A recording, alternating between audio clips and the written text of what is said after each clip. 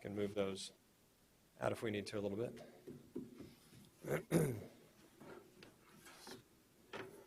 Two lines, guys. Come on, you can't hide behind the things there. Come on, get back here, like we like each other, know each other. We've got some stragglers here. We'll give it a minute. Y'all good? Set up?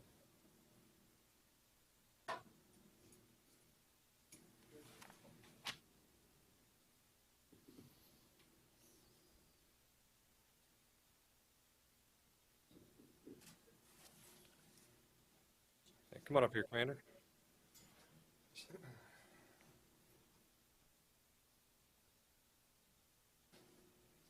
Jason Taylor didn't make it, did he? No. All right.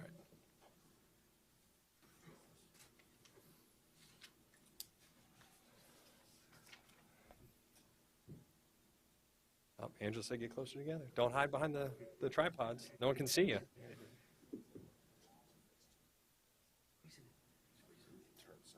Yeah.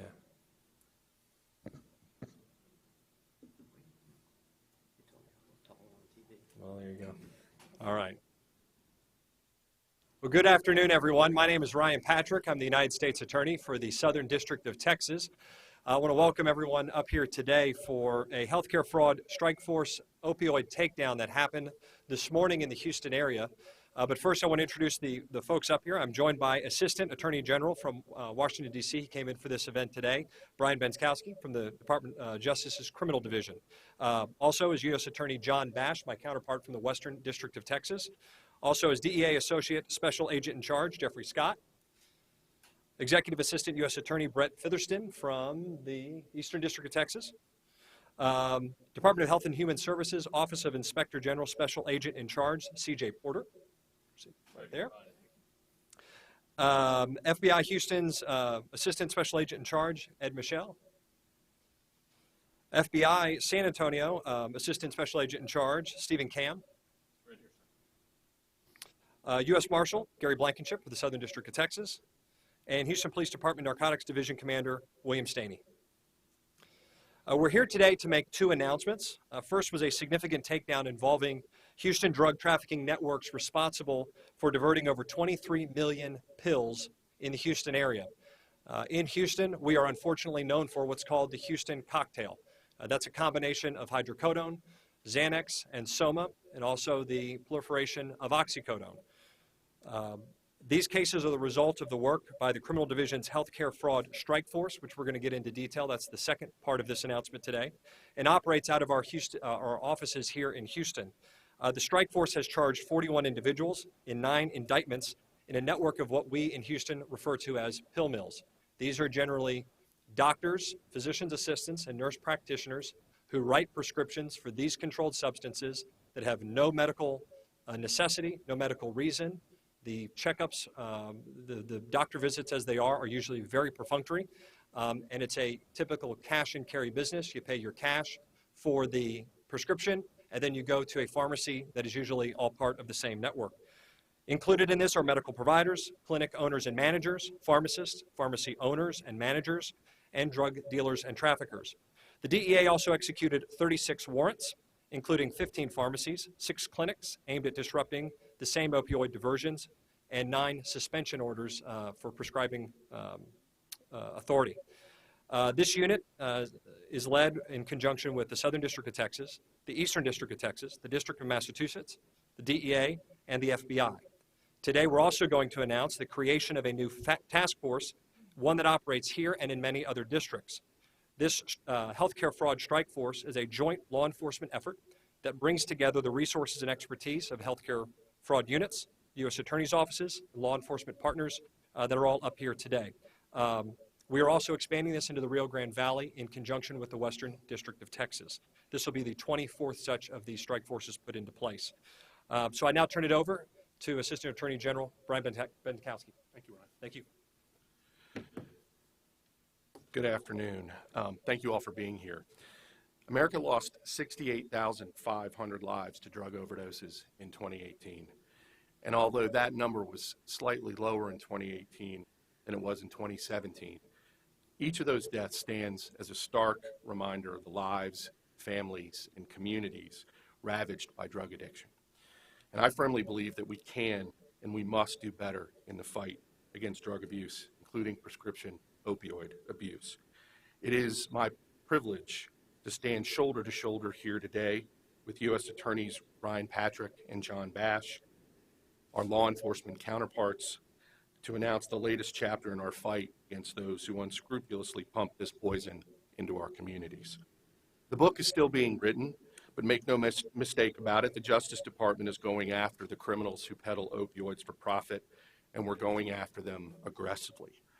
Thanks to the fantastic work of the Criminal Division's Houston Healthcare Fraud Strike Force, in collaboration, close consultation, and partnership with the U.S. Attorney's offices for the Southern and Eastern Districts of Texas and Massachusetts, today we're announcing federal charges against 41 criminal defendants. As Ryan noted, our law enforcement partners have, as of this morning, executed 36 search warrants in connection with these cases, including at 15 pharmacies and 6 pill mills across the Houston area. And as a complement to these criminal proceedings, the Drug Enforcement Administration has served immediate suspension orders on 9 registrants involved in these cases, including 7 pharmacies and 2 doctors. I want to remind everyone, of course, that the conduct I will be discussing here today are merely allegations, and the defendants in these cases, as in every case, are innocent until proven guilty. Today's defendants include 16 medical professionals, all of whom are charged with felony controlled substances violations, and whose ranks include 4 doctors. They include a Houston area doctor who in less than 15 months allegedly prescribed approximately 2 million pills of controlled substances, including over 800,000 oxycodone pills and almost 450,000 hydrocodone pills.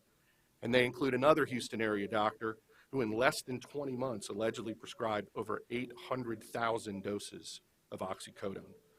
They also include the owner and pharmacist in charge at a pill mill pharmacy that has in 2019 allegedly dispensed the second highest amount of oxycodone 30 milligram pills of all the pharmacies in the entire state of Texas, and the 9th highest amount in the nation.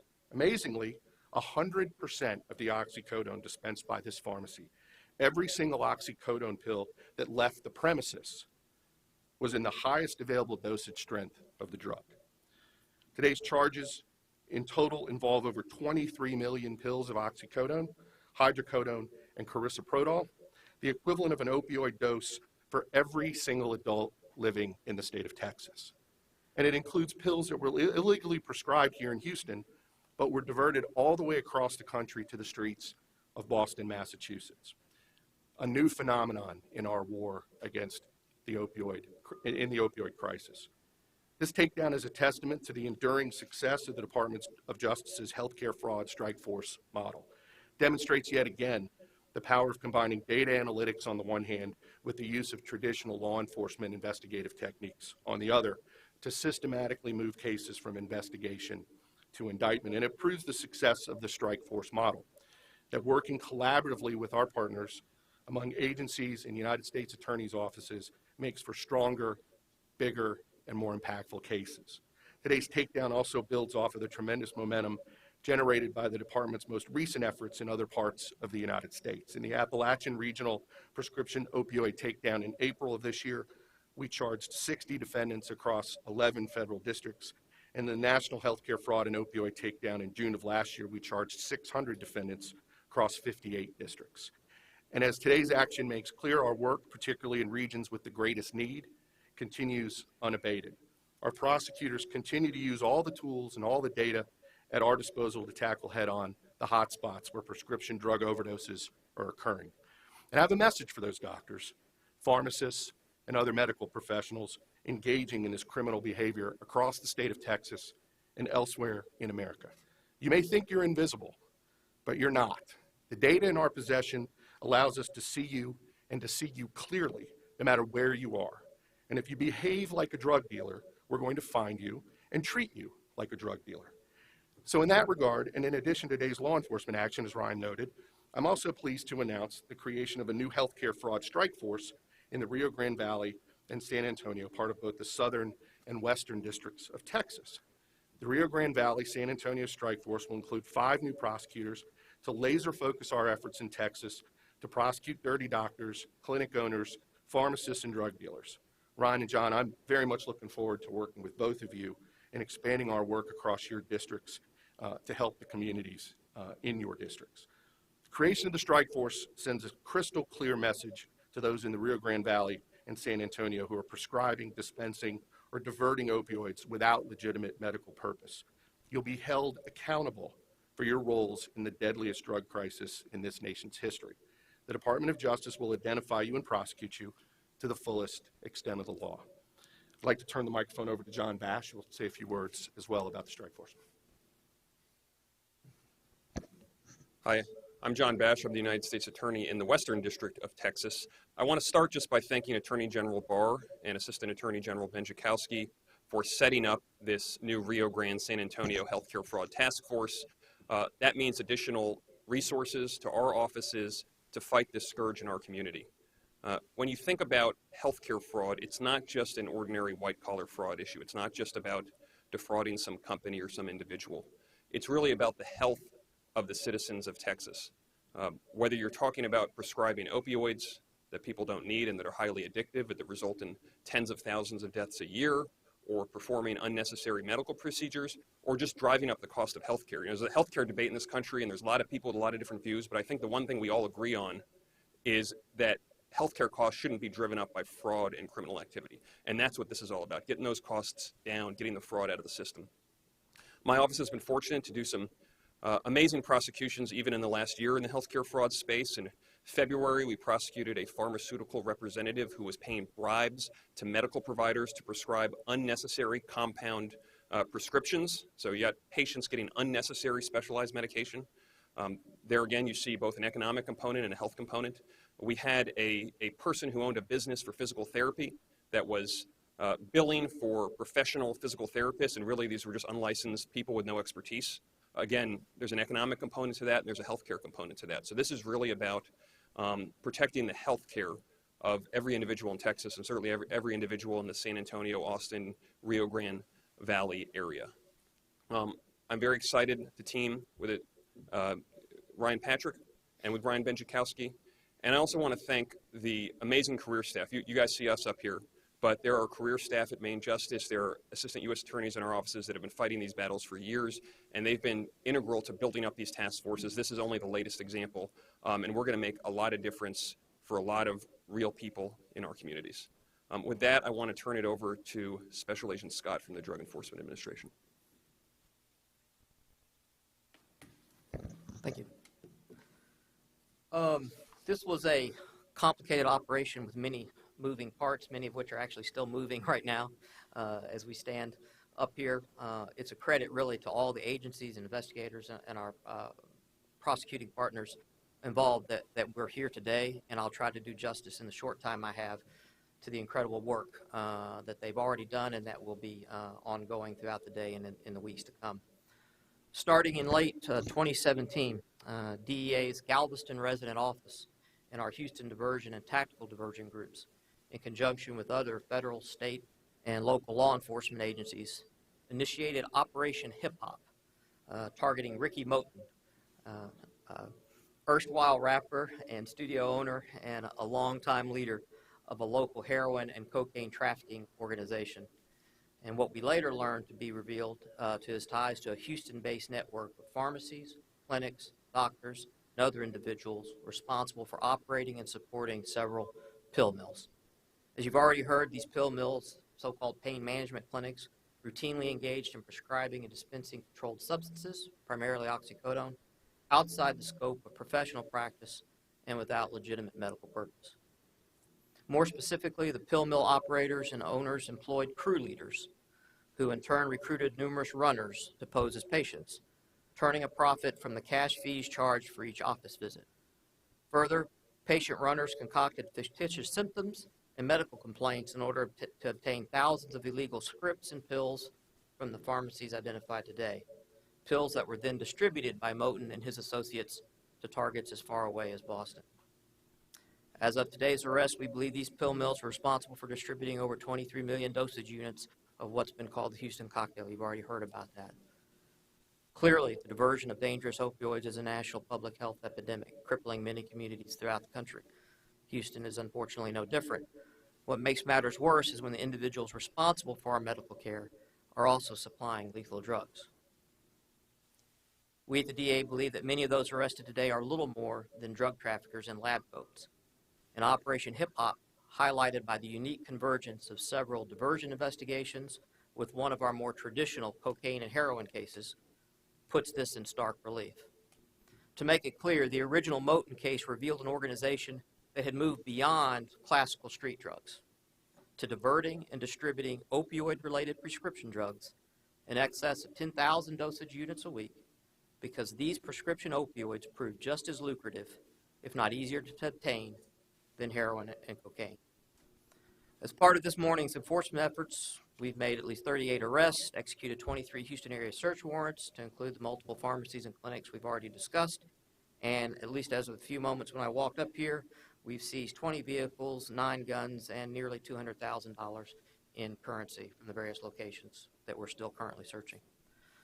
Although today's arrests have dismantled this particular criminal enterprise at all levels, DEA and our law enforcement counterparts will continue to target and crack down on unscrupulous paying clinics. Finally, and again, I just want to emphasize that today's success is a direct result of the hard work and dedication put forth by all of our partners at every local level. Far too many to name. They fortunately know who they are. You'll be hearing about them more later. Thank you. Thank you. And with that, we'll take any questions. 38 arrests this morning, 41 defendants. Are there still 3 out there? There's a couple that we are expecting to sell. Yeah. I'm sorry. There's a couple that we're expecting self-surrender, and one of those indictments involved a same individual with a multiple count indictment. Especially just there were a few addresses we have, specific addresses. Remember I asked you about them? They were part of this. Great one is the Sunnyside Wellness Clinic on Edfield, another the Cornerstone Pharmacy on Dissident, and 5909 College Park, Deer Park, Texas. Those are all part of this. Yeah, I believe so, yes. And you brought up a good point. You had an address on Bissonnette. You drive down Bissonnette, Fondren, Harwin. That's not the only part of town where these clinics and pharmacies are operating, but you drive down there, and once you know what you're looking for, you see them all over the place. These places operate in broad daylight. And you get to some of these clinics early enough in the morning, you will see the lines wrapped around the buildings of people waiting to get in to pay their $100 or $50, whatever the case may be, to get that prescription. And then they go to the pharmacy. Sometimes they'll go to a Walgreens or a CVS, but oftentimes they're going to a pharmacy that's all part and parcel with this program. This operates in broad daylight, and when you know what it is, you can see it. And it's just a matter of manpower and putting these efforts together, all these great agencies together to actually take care of this problem. And I can say we had a couple of the clinics actually had armed guards, and I've been to my Walgreens several times. I've never seen armed guards there, so these things do stand out. If I can make a quick point just associated with this, given our efforts around the country. This was a tremendous success here today, but it also reflects a type of operation that we haven't seen before in the opioid fight. Your typical fact pattern is doctors selling prescriptions for cash or other things of value directly to addicted patients in order to feed their addiction. This represents what we're seeing here today, something entirely different, which is an entire set of drug trafficking organizations using patients, individuals who really have no business even being in the doctor's office, in order to get prescriptions that can then get filled at pharmacies, working in conjunction with the doctors and the drug trafficking organizations.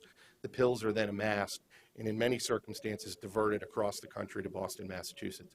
It looks a lot more like a traditional, more sophisticated drug trafficking operation than anything we've seen elsewhere in the country to date. There are so many places across the state and other states even. Can you talk about how that all had got to the point?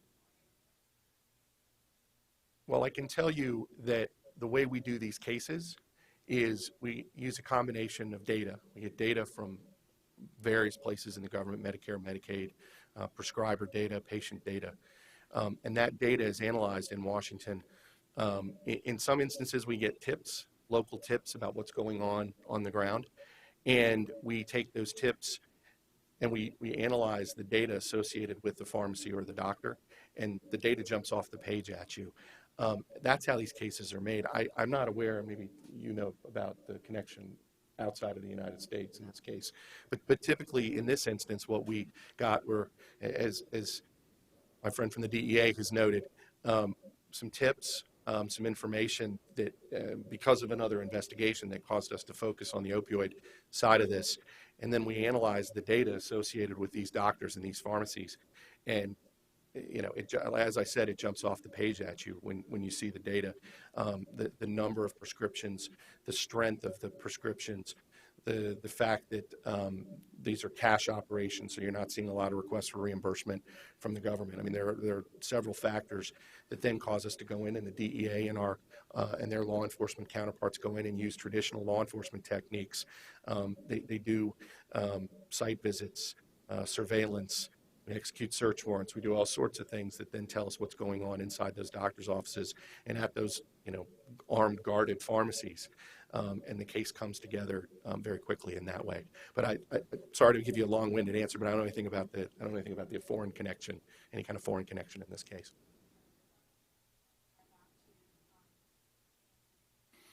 He was in the state for very small amount of time per month, and also working from his office in Atlanta. And he was essentially the individual responsible for writing the prescriptions, oftentimes without even seeing the patients.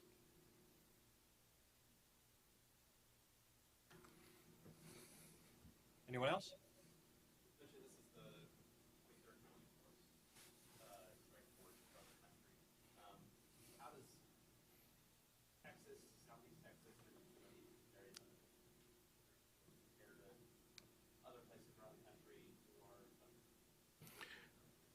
It's a great question. And part of that, I think, embedded in that is why did we choose this area? And we go where the data tells us the need is the greatest. I mean, we're not a government of unlimited resources, and so we have to make decisions in Washington about where to allocate our resources in order to be able to work in conjunction with our U.S. attorney counterparts around the country. So in the first instance, we looked at the data. The data tells us where the greatest risk for healthcare fraud is, where the greatest risk for opioid this kind of behavior associated with opioids by doctors and pharmacists and healthcare providers.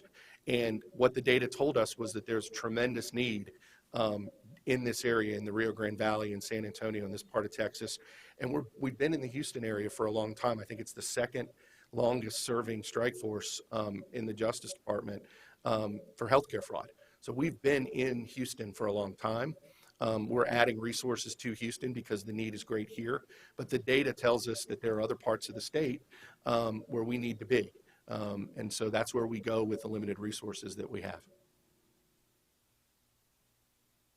Operation this morning was there, did they all go without incident in terms of armed guards and places? Were there any? No, fortunately, this morning's operation went fine. It was a long morning.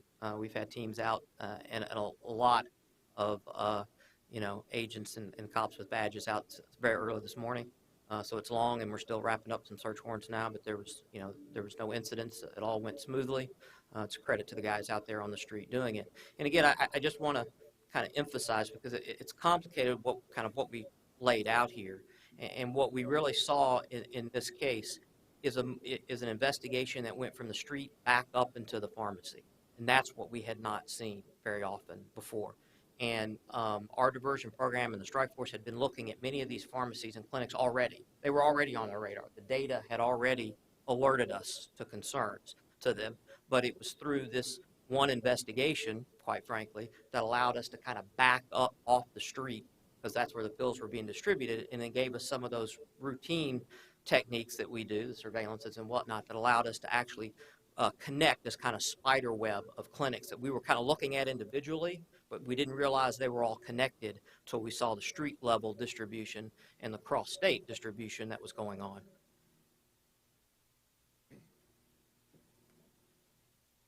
Anyone else? Well, thank you all very much for coming.